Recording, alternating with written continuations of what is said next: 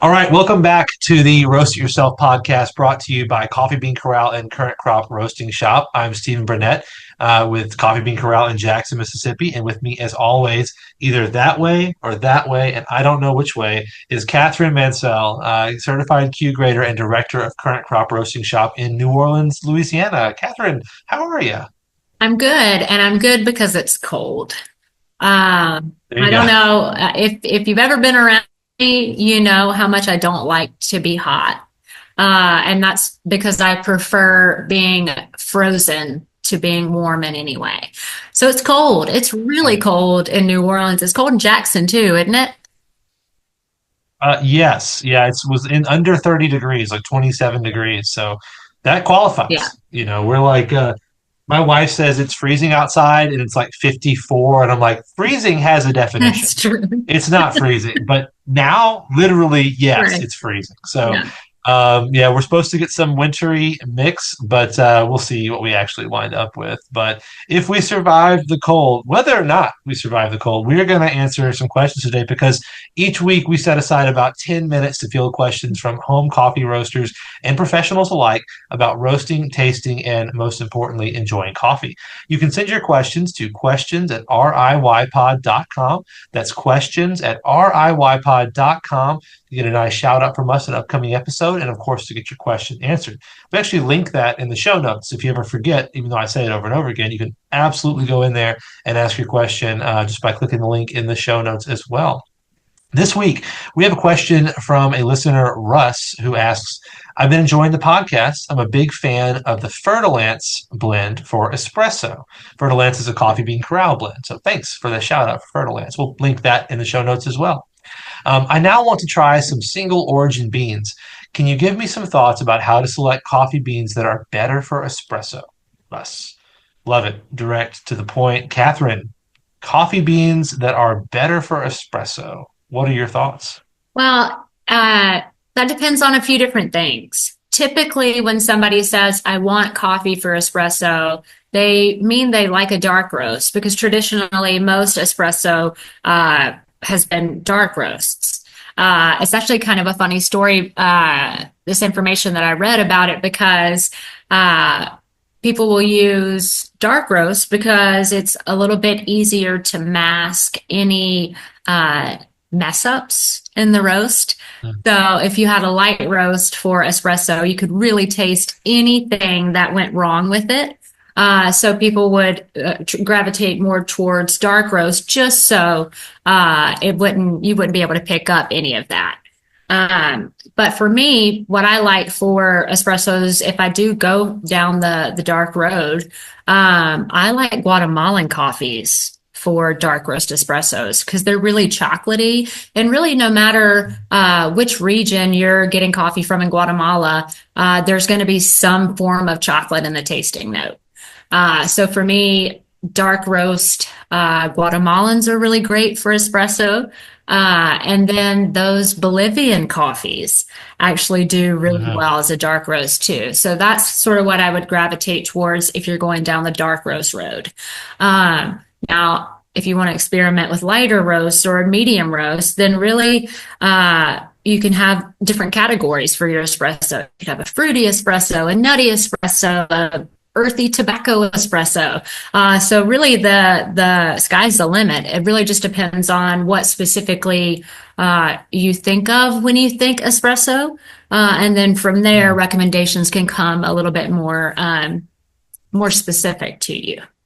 What do you like in espresso? Yeah, no, yeah, I think that those are some good points. The roast degree is a big part of it. Something else, because I love espresso. I've got a ridiculous setup at home that my wife thinks I'm crazy for, but she benefits greatly, so she's Right. kind of cool with it. Personal barista for her. Right. But the darker on the roast spectrum as well tends to make easier shots. So you don't have as many like faults when you pull a shot of espresso. If you have that light roast, it can take a lot longer to dial it in than a dark roast of espresso. A lot more channeling and things like that. So people do tend to like the dark roast for ease of use. But and that's definitely the classic way too. Like if you go to France or Italy, you're getting a dark roast. You're not getting some American Yankee light roast thing. Right. But around here, we in the U.S. we tend to really like a light roast espresso. That's very popular in specialty coffee, and it's just because it's worth the extra work and labor. I love a Brazilian coffee for espresso. I think the body is just great. Like it's exactly what you want, especially if you're going to make a latte or cortado or some kind of milk-based drink Yeah. where you really need the coffee to stand out and to stand up to it. Those are great. I love, and right now on my espresso bar at home, right now I've got the Bali Kintamani Natural, which is definitely it's one of my favorite. It's my favorite coffee. Well, who am I kidding? It's my favorite coffee. Talked about it before. Won't stop. Can't stop. It really likes a light roast. It is very easy to overdo that coffee. It kind of the wheels fall off of it when you get into dark roast territory, in my opinion. But if you like the light roast, it's really nice and it's very fruity. It's very acidic, but it pops. So I'm a big fan of that one.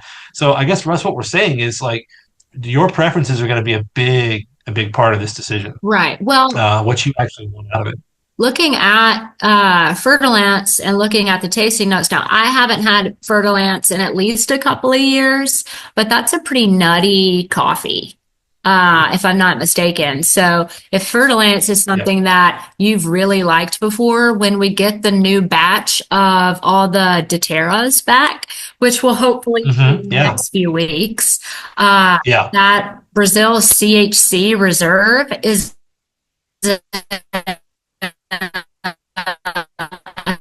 nutty virgin replacement, or something to start off with espresso. Let's see. I think maybe the Timor may have some Mm. closeness to The it. organic heritage Yeah, is quite nice. yeah. Yeah, that's a good direction. That's a good direction. So one of those two, I would think, would be at least a good place to start, where you're not trying something so drastically different than something that you've enjoyed. So going down that avenue may actually be pretty close to it. Yeah, yeah, I think that's a great idea. The thing you're giving up when you leave the blend, they're kind of made to combine the strengths of multiple coffees to kind of cancel out the weaknesses, right? Right. And so when you have a single origin coffee, maybe it's got a great poppy flavor, but it's got kind of a light body, so you put it in a coffee that has a strong body as well, and then they work together. So the one thing blends are very good at being consistent, and they're very desirable on espresso for that reason. But yeah, venture out into. I mean, that's why you got into coffee roasting. You got into coffee roasting so you wouldn't have to just take what other people say. You could do it yourself, or you could roast it yourself. Trademark us. Yeah, I don't know if we've trademarked that. I don't know how that works. Anyway, we say it a lot, and it's on our name of our podcast. So hopefully that's legal.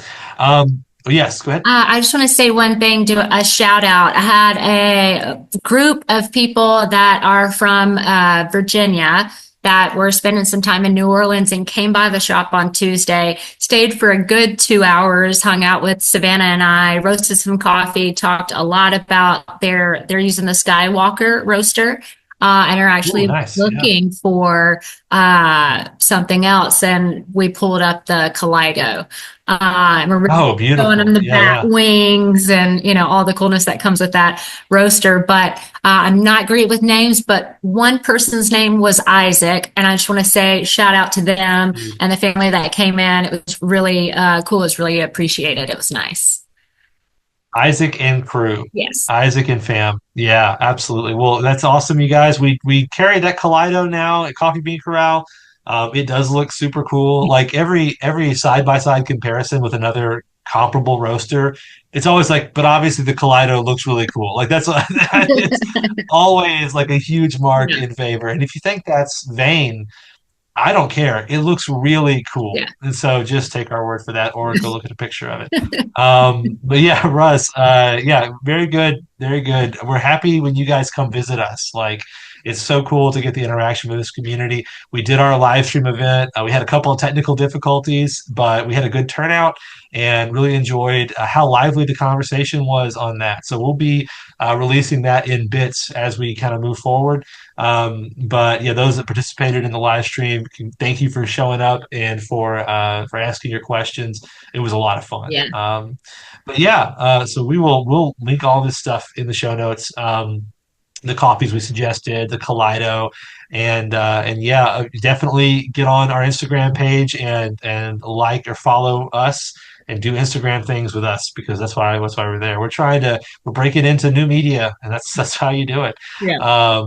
But anyway, Catherine, in all of this discussion of coffee that's good for espresso, did we leave anything out? Did we miss anything? Maybe. Maybe. Maybe. Okay. Just to be safe. To be safe, then. I'm going to say that if you notice that we did miss something, you are absolutely invited to hop in the comments of these, on YouTube or in our comment section on any of the podcasting things. Leave us a rating, a review, and tell us what we missed and tell us what we did wrong. Tell us what we did right.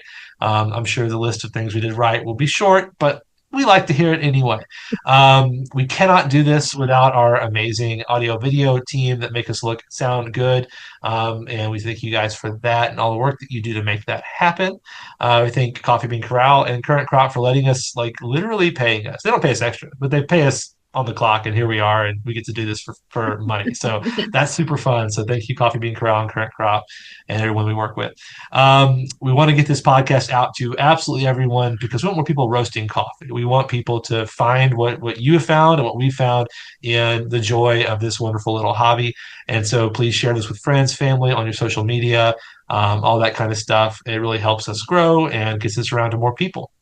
And as always, this is a question and answer podcast. So send your questions, any of them, all of them. Send the ones you think are kind of dumb questions. We'd love those. Yeah. They're easier to answer. Send all of your questions to questions@riypod.com. Otherwise, have a great day and happy roasting. Happy roasting.